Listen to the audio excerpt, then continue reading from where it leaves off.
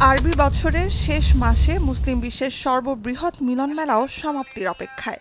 এ সময়েই ইসলাম ধর্মের পবিত্রতম স্থান মসজিদ আল হারামে কাবা শরীফের গিলাফ নতুন করে তৈরিতে ব্যস্ত সময় পার করেন সৌদি আরবের সেরা বুনন শিল্পীরা। কিসওয়া হিসেবে পরিচিত এই কাপড়টি তৈরি করা হয় রেশম আর সুতির মিশেলে।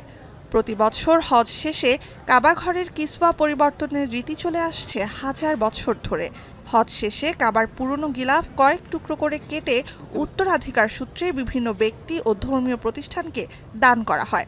নতুন আরবি বছরের প্রথম দিনে পুরনো গিলাফ পাল্টে কাবাকে ঢেকে দেয়া হবে নতুন গিলাফে। আল্লাহর ঘর খ্যাত কাবার গিলাফ তৈরির কাজে যুক্ত হতে পেরে বাঁধ ভাঙা খুশি বুনন শিল্পীদের।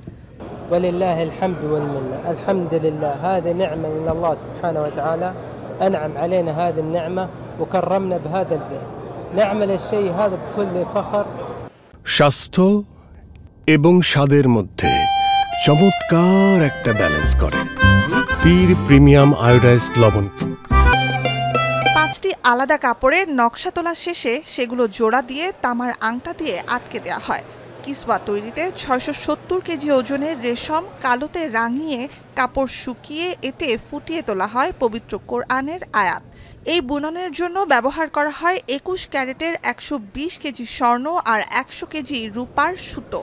850 কেজি ওজনের একটি নতুন কিসওয়া তৈরিতে সৌদি মুদ্রায় খরচ 2.5 কোটি রিয়াল বা $66 লাখ বেশি। এই খরচে বিশ্বের সবচেয়ে দামি কাপড় কিসওয়া। يتم صناعة جميع الأقمشة التي تستخدم لثوب الكعبة المشرفة من الحرير أو من القطن.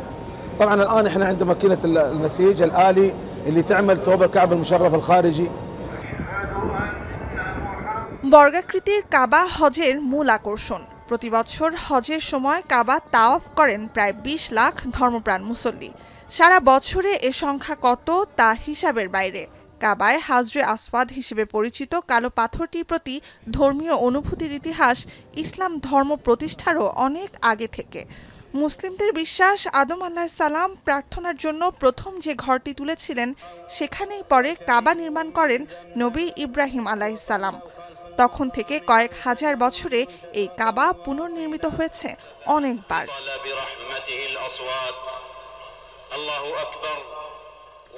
নুজহাত কামাল, এখন বিশ্ব।